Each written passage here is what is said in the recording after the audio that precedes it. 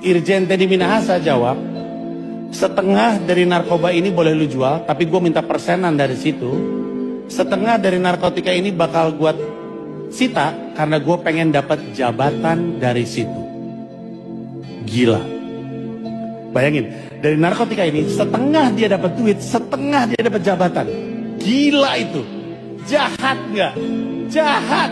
Saking jahatnya aja iblis bilang, astagfirullah. Siapa dia orang? Kok kepikir? Kok bisa? Gila nih orang. Tapi teman-teman, kita mesti adil. Nggak semua polisi seperti Irjen Teddy Minahasa. Ada juga kayak Ferdi Sambo.